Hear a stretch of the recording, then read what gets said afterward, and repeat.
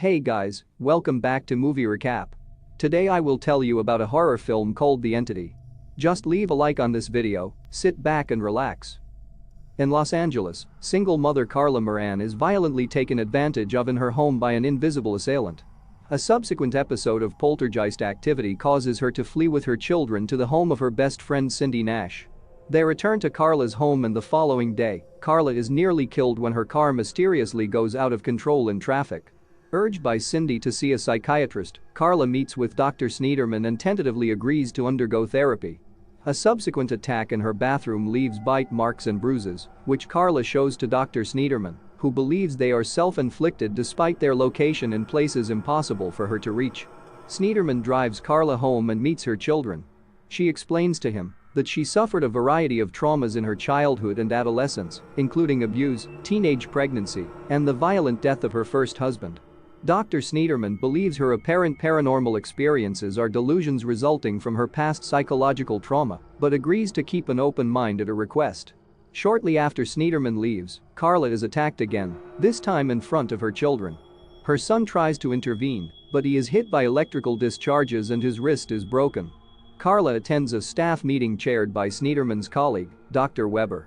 As soon as she leaves, Weber shares his belief that the experiences of the Moran household are the output of a mass delusion arising from Carla's damaged psyche, hormone frustration and propensity to taking care of her hormones herself.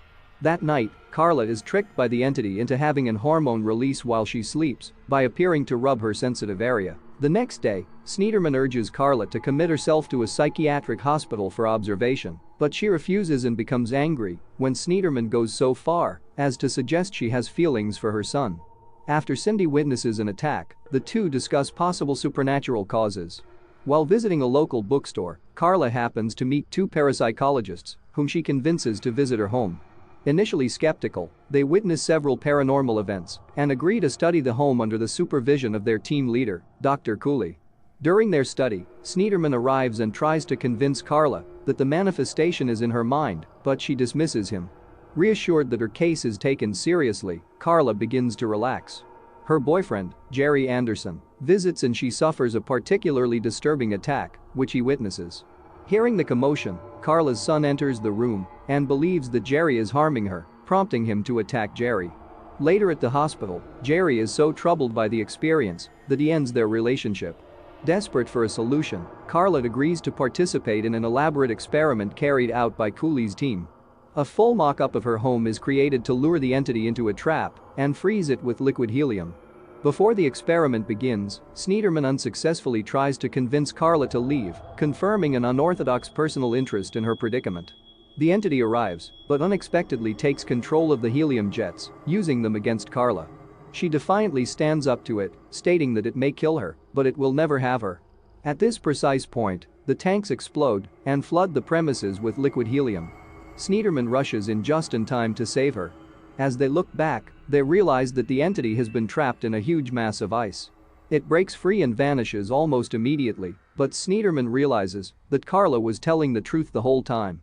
Dr. Cooley believes that, despite the destruction of the ice block, she has a valuable witness in Dr. Weber. Much to her chagrin, however, Weber decides to take refuge in the belief that he did not witness anything. Carla returns to her house the next day. The front door slams by itself, and she is greeted by a demonic voice which says, "Welcome home."